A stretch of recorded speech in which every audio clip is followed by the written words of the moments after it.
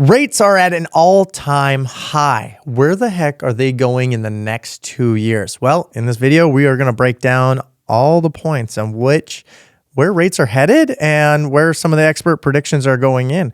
And I think right now everyone knows that the 30-year rate is at over 7%. And if you're going to opt for a 15-year loan, you're still going to pay over 6.6%.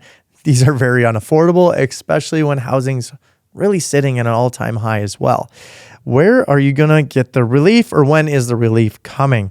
So I think in the experts, so I'm going off some of the Freddie Mac and Fannie Mae. Some of them, the Freddie Mac, they actually see the forecast remaining above 6.5%, at least through the second quarter of 2024. Now, I think with all the CPI data and everything we're getting, you might even want to say through the third quarter, you're going to see rates above 6.5%.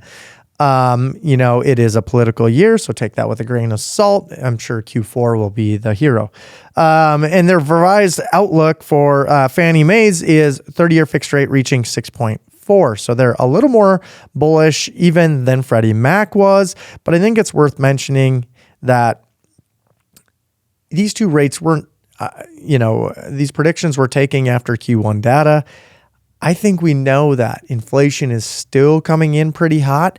We're not really sure. And it's the CP lie, I always love to call it. It's basically where the CPI uses data from around our nation to determine what is the rate of inflation based over a 12-month period. So I think looking ahead, though, the predictions for mortgage rates over the next 2 years, they're obviously declining. Experts, various financial institutions, the housing associations have weighed in, providing a consensus that while the rates may not have seen a dramatic drop, there is an expectation that we are at a peak trend and that they will be coming down in the future. I think we can all agree on that.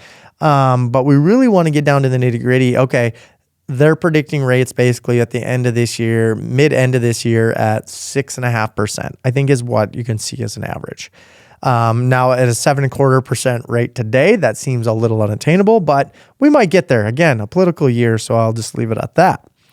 The Mortgage Bankers Association forecasts that the 30-year rates will be at will end 2024 at 6.1. So again, we see more reduction. I think if you get down to rates like that, you're going to get more action in the real estate market. And maybe you'll finally get someone pulling the plug on their 3% loan and saying, you know what, it's all right. We're going to sell because our house has appreciated so much and we're ready to go take on a new 6% mortgage. But maybe not. So by the end of 2025, the MBA is also seeing a 5.5% rating at the end of 2025. So you could see that there's a 0.5% probably between now and Q3, and probably another 0.5% over the next year and a half. This is what some of the experts are seeing. And they anticipate the Federal Reserve's potential rate cuts could ease the mortgage rates slightly more. Now, we don't even know right now is a interesting time because do we actually even need rate cuts? The economy is steamrolling. There's unemployment as an all-time low still, hovering around 3.8. We need to break the 4 to really break down this economy a little bit more before the Fed is actually going to pull the trigger. I do think we see a Fed rate cut probably in July. I think they're going to sit on us until then. There's going to be a lot of doom and the gloom market because at the beginning of this year, remember, we were predicting 4 to 6 rate cuts. Well, now the tune has changed because all the data every month over month has came in hot for inflation. Again, keeping a reason that rates need to be high. I don't see them lowering rates. I see them printing money and helping out those who need a temporary interest rate buy down to get into a new home. I see a lot of that probably happening. How about the National Association of Realtors? They really screwed over new home buyers. The new unsophisticated home buyer now has to pay their realtor out of their pocket, even though they can't afford the 3.5% down. Makes a lot of sense. But what does NAR see? They're projecting that mortgage rates will average around 6.8 in the first quarter of 2024. Well, they got that right. And they decreased to 6.1 by the year's end. So them, as well as the Mortgage Bankers Association are seeing a 6.1. I think that falls in line with Freddie and Fannie Mae. I think having the 30-year mortgage rates will end up, Fannie Mae basically saying that mortgage rate forecast suggests that a 30-year mortgage rate will end in 2024 at 6.4. So Fannie Mae is not as bullish, but NAR is also seeing a 6.1. But Fannie Mae just rotated theirs up. They actually were 5.9% at the beginning of Q1, and they've already rotated up 0.5% to 6.4 by the end of 2024. So you can see people are getting less bullish with this year because we are seeing still a strong U.S. economy, which is also a good thing. But I think there is a recession in the horizon, and I think we even might be in one right now, which I'll create a video on in the future. So make sure you're subscribed and follow. Please, it's free. It does help my channel. If you know someone else that's going to buy a home in the next 2 years, they would love this information. Please share it with them. It sure helps my channel, and I can help deliver information to others for free. So please like and subscribe. Projections are subject to change. NAR goes on. They're contingent upon various economic indicators, which I'm going to go through in a minute. And this could alter the course dramatically, which is obviously, kind of part of the deal. So as we look over the next 2 years, there are several key factors that are really going to influence where the rates go in the next 2 years, right? One, it's the Federal Reserve's policies, and it's the primary driver of mortgage rates, right? Like they go off the 10-year bond, and that's where, if you ever check the treasuries for the 10-year, whether they're up or down, mortgage rates are tied really closely to that 10-year mark. And so decisions on interest rates influenced by economic data and inflation targets directly impact the cost of borrowing. And basically they're looking at jobs, how they want to get unemployment up before they start doing real cuts. And we got to see those CPI figures come way down, hopefully sub 2. And I think we're on that. We're literally within that already. Housing is the hardest one for them to bring down, and it affects 35% of the actual overall CPI. So it is a big point. And you still see rents climbing. Again, when interest rates go up, what else happens? Well, you have to, as a real estate investor, that means you have to charge more rent, right? Because it costs more to hold the home. That means I need to charge more. And actually, high interest rates are not helping housing come down at all. It's actually going to rise it temporarily until it lags enough where rates can come down and rents can stabilize. So you have to understand that. The Fed's signal interest rate cuts could lead to a decrease in mortgage rates, fostering a more favorable borrowing environment. I think that everyone knows that. So 2, inflation. Inflation remains one of the most significant factors affecting mortgage rates. We went over this through and through. Efforts to curb inflation could result in adjustments to interest rates, with higher inflation typically leading to a higher mortgage rates to counteract the economy's overheating. This not only slows down the economy, but it actually jumps rate. That's why most investors come out the biggest winners out of recessions, right?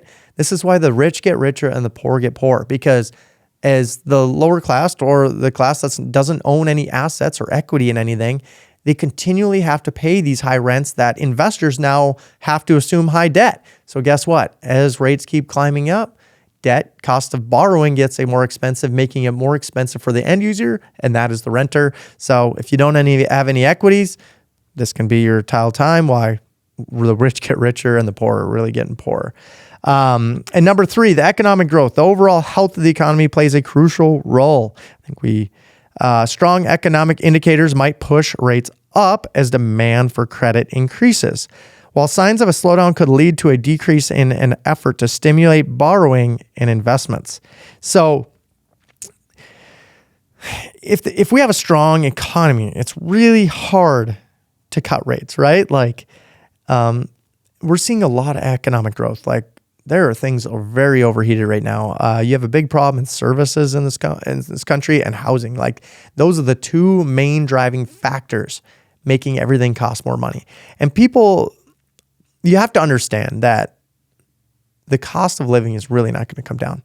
It's not like we're going to go into this big deflationary cycle. We could, right? Like you can. In 2008, that's what happened. We went in deflation. But in this economy, I don't think we're in a recession that's deep enough to put us in those kind of timelines. And I think if you see investors still buying things and you see businesses still thriving and you see the stock market slowing down, that's not a reason that we're in a recession. It's just that the economy has to slow down. Otherwise, things are going to spiral out of control. And then you'll see things like the 1980s, of course, when interest rates are 20+ % in some cases. So we don't want to see that again. That's why they're keeping rates high, and they're only going to lower them as it makes sense for the economy. 4, housing market dynamics. The balance of supply and demand in the housing market will also impact rates. A surplus of homes could lead to lower rates and encourage buying, whereas a shortage might drive rates up as competition for available homes increase. So that's the time we're in right now. It's a supply-demand curve. We actually, because I just did a video on this, make sure you go find it in this link on how housing videos, it's basically why homes are so expensive and when will they come down. Go and watch that video. It's a great video. I broke down with some charts on why the housing supply is so screwed up. And it might help you understand what's happening in this economy. But basically, with a surplus of homes, we would be able to drive down prices, right? Well, we're at a 3.2 million negative of homes in deficit, right? Like that's how many housing units we need to catch up to just be par level with the economy or the amount of population that we have in this country. So, and there's things like regulation and everything I go over through that video. So make sure to check that out if you're in the market for investing or looking at new housing. 5, global events, international events such as geopolitical conflicts, global economic downturns can affect investor confidence and lead to fluctuations in mortgage rates as investors seek to safer assets like U.S. Treasury bonds, influencing yields and borrowing costs. So as you all know, right now in the Middle East, they are bombing places, right? And the U.S. is going to end up soaking up both sides of this war. And with that happening, we're going to be sending out money and we don't have the money. So what do? We print it.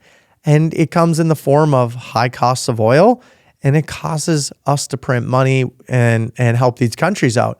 Well, what does that do? That just causes more inflation. And guess what? Things just will continue to get more expensive. And interest rates will stay up. Number 6, government policies, fiscal policies, including tax laws, housing regulations, it can influence mortgage rates. For example, policies that stimulate housing construction can increase supply, potentially leading to lower mortgage rates.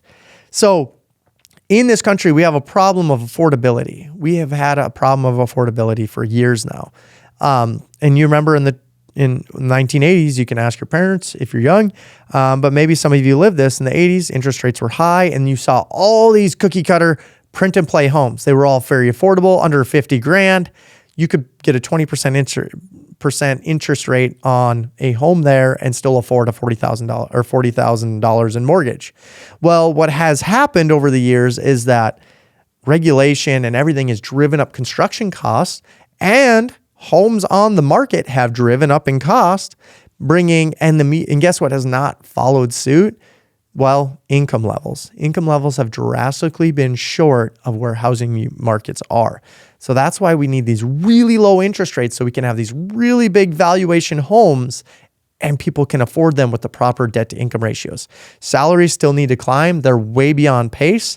And for another reason why you should be a real estate investor and maybe not a home buyer, because I think you'll find a lot of, as more people are finding out, that it makes more sense to be an investor than it actually does to be a homeowner nowadays. So that is number 6. Let's go 7. Consumer behavior. The demand for mortgages is also shaped by consumer confidence and demographic trends. Change in home buyer preferences or shifts in population growth can affect the demand for mortgages and consequently the rates. So think about, I live in North Dakota, right? Not very populated, but think about places like Florida, and think about places like Arizona, in North Carolina, some of these markets, Texas, all growing, right? Like all these all these areas are just getting consumed with people. You got all these baby boomers. Sometimes you have to think macroeconomically, what is happening in this country? Okay, we have baby boomers retiring at 10,000 at the pace of 10,000 per day. Where are they moving to? Well, they're not moving to North Dakota in generalities to retire. They're moving to these warmer markets because they've worked all their lives up here. They want to spend their time down there. And then you get the younger sector actually coming into places like North Dakota to work. And because things are affordable and there's jobs here and there's people paying wages, a great place to raise a family. So you have things like that happening. So with that being said, you go down to Florida and try to make sense of some of the housing pricing. It's crazy unaffordable. And you got places in North Carolina, places in Texas, everything is screaming in valuation and is not going to come down anytime soon. So understand macroeconomically what is happening in the market before you make your decision on where you want to live, because it may affect where those rates, how high your rates really are. Number 8, bond market movements. Mortgage rates are closely tied to the bond market. And like we just said before, the 10-year bond market. As investors' perceptions of risk change, so do bond yields, which can lead to corresponding changes in mortgage rates. Basically, as everyone goes to safety with bonds, it can change the bond rate, right? Like if bond rates shoot up and inflation's looking hot, bonds are going to shoot up. They're going to understand that the longer 10-year horizon, the average interest rate looks to average at 4.6 or whatever it is today. You have a weird thing happening in bonds where you have something called the 2-year, 10-year inversion. And the 2-year and 10-year inversion is basically a sign of recession, meaning it's cheaper, it's more expensive to borrow short-term money than it is to borrow long-term money. So whenever that happens, it signals a recession. In all prior recessions to this, so you can see in the 60s and the 80s, the early 20s, there was all these different inversions. And anytime this has happened previous in history, it means that there is a recession happening. Maybe that we need to see the 10-year actually spike up to 6-7%, and that the 2-year stays at around 5%. So then we won't be inverted anymore, right? Like we need to get uninverted where short-term money is more expensive than the long-term money. It just doesn't make any sense. So it proves that there's a recession coming. 9, the financial banking sector health. The financial stability and lending practices of banks can influence mortgage rates. A robust banking sector may offer more competitive rates, while a struggling one might tighten lending and increase rates, right? Like we're seeing now when times are very expensive, and there's a lot of unknowns in the marketplace, and banks they're looking for people to put their money there so they can earn money pay you 5% so they can lend at 7%. Well, what happened in 21 and 22? Banks lended all this money out at 3-4%. And guess what? We had the highest interest rate tick up ever. So now banks are sitting on all this cheap debt that they have to somehow make a margin on. So now they're trying to figure out how do we get higher interest debt paid out there so we can actually make some money again. So that restricts really what the banks are willing to lend right now. Because as times get unknown and interest rates rise really fast, banks start squeezing down. They're like, well, what's happening? Where are we going? We want to make sure we're lending at the right rates so we don't get screwed in the future. A lot of times why you see the banking crisis, the Silicon Valley banks, and there's multiple other banks that went down in the last year and a half. And that's because they just missed the mark. Their startups weren't able to fund. And then guess who was holding the bag? It was the bank. And in any real estate deal, your biggest partner is not necessarily a financial equity partner. It's the bank, right? Like the bank is your biggest partner in whatever you do. So if you don't have the bank anymore and they crunch up their financial, you're going to have a hard time lending and you're going to have a hard time buying. And usually anytime there's a hard time lending, that means there's juice out there for opportunity, because it means there's some blood on the streets.